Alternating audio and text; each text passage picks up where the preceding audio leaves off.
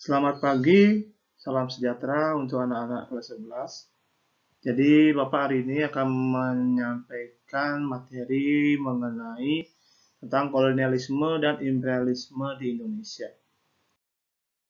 Nah, adapun tujuan pembelajaran yang dibahas di materi atau di bab yang pertama ini itu ada dua. Yang pertama itu adalah memahami latar belakang kedatangan bangsa-bangsa Eropa yang seperti Portugis, Spanyol, dan juga Inggris ke Indonesia. Dan yang kedua itu adalah menganalisis perkembangan dan dampak penjajahan bangsa Eropa di Indonesia itu sendiri. Nah, bagian yang A, itu adalah proses kedatangan bangsa-bangsa Eropa di Indonesia. Nah, kalau kita tahu, sebelum bangsa Indonesia itu adalah, atau bisa dibilang, kalau dulu sebelum wilayah kita bernama Indonesia, disebut dengan namanya Nusantara. Nah, Nusantara itu melimpah dengan kekayaan sumber daya alamnya, salah satunya itu adalah rempah-rempah. Ya, nah maka dari itu disinilah banyak yang dicari oleh bangsa-bangsa Eropa ke Nusantara dalam hal ini. Ya, jadi apa ya alasan atau motivasi bangsa-bangsa Eropa datang ke Indonesia itu ada beberapa hal. Yang pertama itu adalah perkembangan iptek. Ya, jadi kita tahu bahwa di sini ilmu pengetahuan dan teknologi di Eropa itu cukup berkembang pesat. Ya, dimulai dengan ada beberapa ahli mengatakan mencetuskan adanya teori heliosentris. Apa itu teori heliosentris? Teori heliosentris itu adalah teori yang menyatakan bahwa bumi itu bulat. Dan bumi itu mengelilingi matahari sebagai pusatnya atau pusat tata surya dalam hal ini. Nah, ada juga pihak lain atau ahli lain yang menyatakan bahwa ada bumi itu datar. Nah, jadi disinilah ada dua pendapat. Jadi kedua pendapat ini nantinya akan mencoba mencari kebenarannya masing-masing. Kemudian yang kedua itu adalah perkembangan teknologi pelayaran dan pembuatan kapal-kapal besar. Jadi ini adalah dari pengembangan teknologi inilah yang menjadikan bagaimana bangsa-bangsa Eropa itu ingin sekali menguji kebenaran tentang bumi itu sendiri. Kemudian yang kedua itu adalah semboyan God, Glory, dan Gospel. Atau disingkatnya adalah 3G. Nah, gold itu adalah emas, kalau singkatnya. Atau dalam artian itu adalah motif ekonomi. Di mana di sini para pedagang-pedagang atau bangsa-bangsa Eropa itu ingin mencari emas, ya, ingin mencari emas atau ingin mencari komoditas barang-barang dagangan yang ada dilaku di pasaran di Eropa. Nah, bangsa-bangsa Eropa membagi 3 jenis emas waktu itu. Ini sedikit tambahan buat kalian. Yang pertama itu adalah emas kuning. Ya, emas kuning itu identik dengan logam mulia. Ya, kemudian ada emas hijau. Emas hijau itu identik dengan namanya rempah-rempah atau tumbuhan cengkeh. Ya, pokoknya tumbuhan-tumbuhannya memang layak di pasaran Eropa waktu itu. Dan yang ketiga itu adalah emas hitam. Emas hitam itu adalah budak. Jadi budak itu pun juga diperjualbelikan waktu itu. Tujuannya supaya nanti mereka itu dijadikan ya sebagai pelayan atau sebagai buruh dan lain sebagainya. Masih terkait dengan program semboyan 3G. Yang kedua itu adalah glory. Glory itu adalah semangat untuk membangun kembali kejayaan bangsanya sendiri atau kekuatannya sendiri. Nah, jadi dengan adanya penjajahan samudra, mereka itu akan mencari daerah-daerah baru keluar Eropa. Nah, ketika mereka sudah menguasai daerah tersebut, wilayahnya, masyarakatnya, termasuk juga sumber daya alamnya, kemudian mereka tersebut mendirikan sebuah padrau. Padrau itu seperti halnya prasasti sebagai pengikat bahwa daerah ini dikuasai oleh negara itu atau negara Portugis lah. Biasanya Portugis lah yang membuat padrau itu sendiri. Yang ketiga, masih terkait dengan 3G, itu adalah gospel. Nah, gospel dalam hal ini itu adalah suatu motif tambahan dari dalam hal ini yang dilakukan oleh para penjelajah samudra itu sendiri. Nah, jadi gospel ini bisa dibilang sisipan yang diberikan oleh gereja waktu itu. Jadi asal kita tahu 3G ini dipelopori oleh dua negara, yaitu adalah Spanyol dan juga Portugis. Dua negara ini adalah negara-negara Katolik. Nah, waktu itu gereja di bawah pimpinnya Paus mengutus kedua negara itu atau menyisipkan agama sembari mereka itu mencari daerah jajahan dan juga sembari mereka mencari emas atau kekayaan, mereka juga sembari juga untuk menyebarkan agama Kristen atau Kristen Katolik lah waktu itu. Ya, jadi itulah konsep 3G dalam hal ini. Kemudian motivasi yang ketiga itu adalah berkembangnya merkantilisme di Eropa. Nah, apa itu merkantilisme? Merkantilisme itu adalah teori ekonomi yang menyatakan bahwa suatu kesejahteraan itu ditentukan atau suatu negara itu kaya ditentukan dengan banyaknya aset yang melimpah. Kaya dalam hal ini adalah memiliki banyak uang logam. Kemudian perdagangan yang surplus itu artinya itu adalah mengalami peningkatan atau keuntungan. Kemudian juga pelaku negara itu sebagai negara itu sebagai pelaku ekonominya, bukan yang lainnya. Dan yang keempat inilah bisa dibilang menjadi pemicu juga bagaimana banyaknya perpindahan atau banyaknya pelayaran ke dunia luar di Eropa, yaitu adalah jatuhnya Konstantinopel ke arah atau ke tangan Turki Utsmani atau Ottoman. Nah, kita tahu di sini bahwa Konstantinopel itu adalah sebuah daerah yang berada tepat di tengah-tengah antara negara-negara di Eropa. Daerah ini juga berbatasan dengan perairan di Laut Tengah. Ya, jadi ini adalah sebagai pusat perdagangan yang terjadi di Eropa dulunya. Jadi kalau udah namanya pusat, berarti pastilah pedagang-pedagang itu akan banyak datang ke sini dan berkumpul. Nah, otomatis kalau udah seperti kayak gini, pasti banyak kerajaan-kerajaan ingin menguasai daerah tersebut. Salah satunya itu adalah Turki Utsmani atau Ottoman. Dan memang waktu itu Turki mempunyai kekuatan yang besar dalam hal militer sehingga menguasailah wilayah tersebut. Nah, lalu apa yang terjadi setelah Turki menguasai Konstantinopel?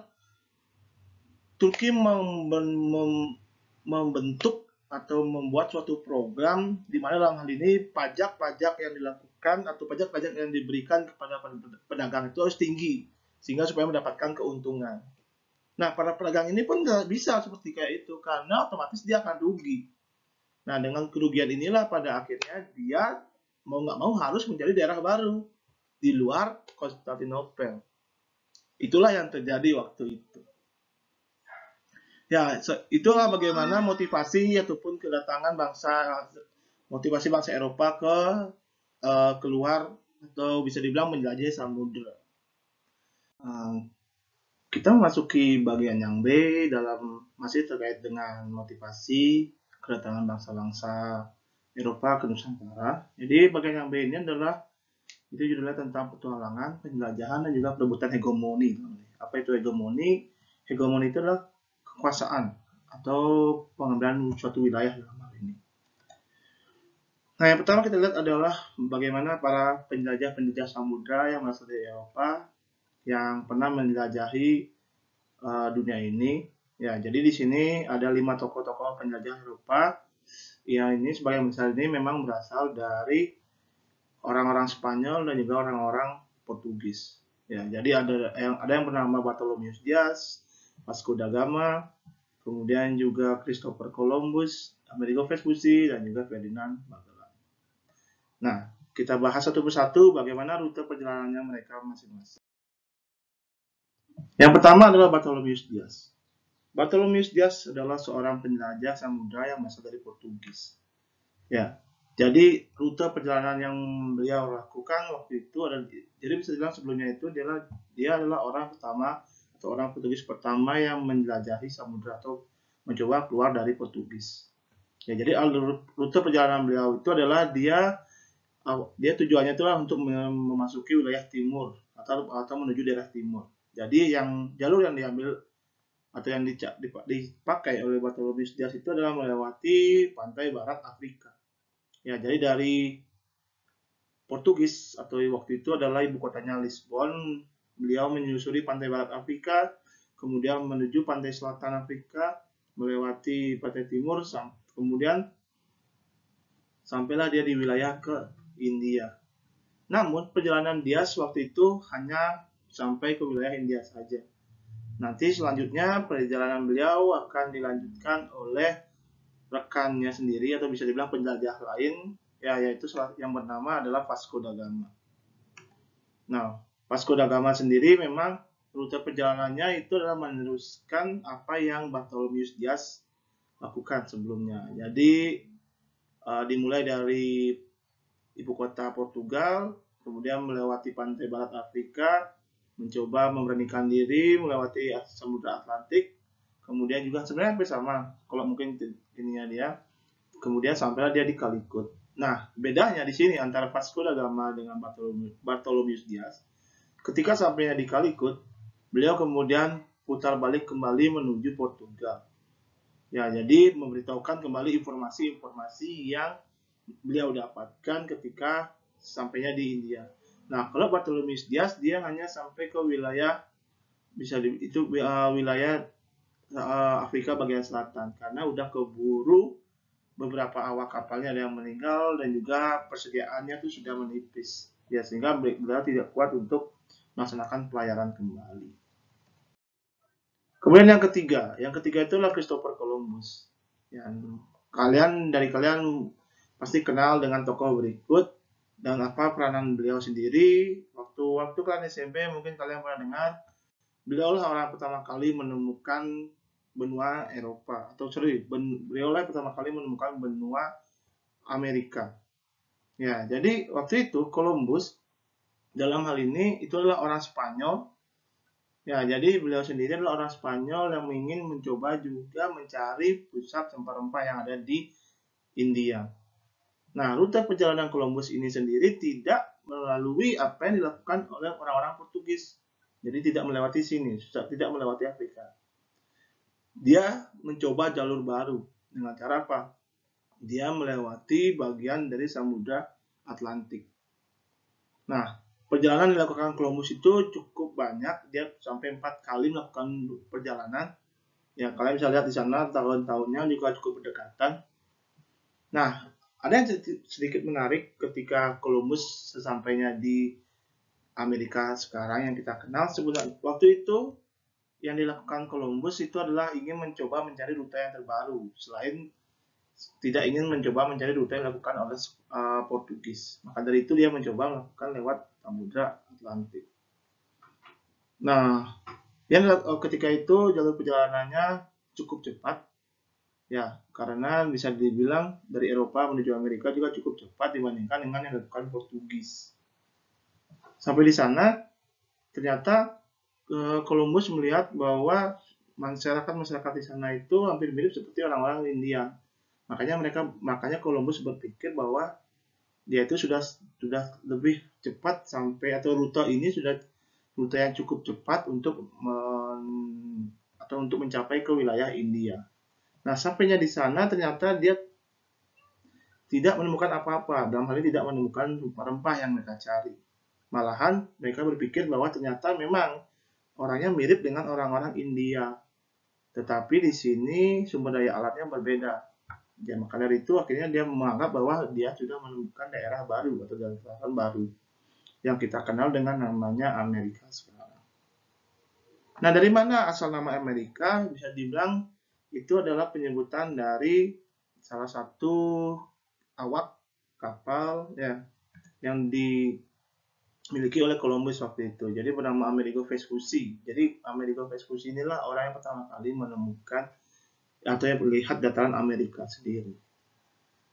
Nah, ketika Columbus selesai melaksanakan rute perjalanannya, kemudian perjalanan yang dilakukan Amerigo Vespucci pun perjalanan yang dilakukan oleh Columbus dilanjutkan oleh Amerigo Vespucci.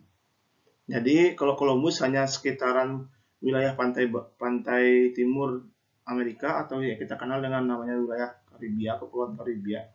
Sedangkan yang dilakukan Amerigo Vespucci, dia mencoba mencari daerah baru. Dia susuri Amerika bagian tengah, kalau sekarang namanya menjadi Meksiko, negara Meksiko. Kemudian menuju ke utara, ya, jadi sampai dia ke wilayah Amerika bagian utara, kemudian kembali lagi ke wilayah Spanyol. inilah yang membedakan bagaimana rute perjalanan yang awalnya dirintis oleh Christopher Columbus, kemudian dilanjutkan oleh Amerigo Vespucci. Dan yang terakhir itulah Ferdinand Magellan. Ferdinand Magellan ini adalah orang Spanyol juga, tapi dalam hal ini dia tidak melakukan perjalanan untuk mencari rempah-rempah. Dia ingin mencoba untuk menjawab teori-teori yang ada atau yang terjadi di Eropa waktu itu. Salah satunya adalah teori menyatakan bahwa bumi itu bulat. Jadi kalau bisa dibilang Ferdinand Magellan ini adalah tokoh atau orang yang penjelajah samudera pertama yang mengelilingi dunia waktu itu. Nah, rute perjalanan yang dilakukan Magellan itu dimulai dari Eropa. Ya, kemudian dia memberanikan diri karena memang sudah tahu informasinya ada benua baru, benua Amerika, tapi dia tidak lewat Amerika bagian utara. Kemudian dia melewati Amerika bagian selatan. Ya, berhasil sekarang Chili dan juga Argentina. Kemudian dia susuri sampai ke ujung Amerika bagian selatan. Kemudian beliau memberanikan diri untuk menantang bagaimana kerasnya gelombang-gelombang yang ada di Samudra Pasifik waktu itu. Yang kita tahu bahwa Samudra Pasifik adalah samudra terluas di dunia. Nah, dari Samudra Pasifik dia coba kemudian berlayar sampailah akhirnya dia ke wilayah Filipina sekarang. Tembusnya. Nah, dari Filipina kemudian dia turun ke selatan menuju Maluku kita di Indonesia. Dari Maluku kemudian dia coba kembali menaklukkan Samudra Hindia. Nah, dari Samudra Hindia sampailah dia di wilayah Afrika bagian selatan. Sampainya di Afrika bagian selatan, akhirnya dia kembali menuju ke Eropa. Dan memang dengan perjalanannya yang dilakukan oleh Ferdinand Magellan, dapat dikatakan bahwa teori bahwa bumi itu bulat itu memang terjadi dan memang nyata. Tidak ada lagi atau tidak ada yang mematahkan bahwa teori bumi itu datar ataupun teori bumi dan lain sebagainya. Begitu.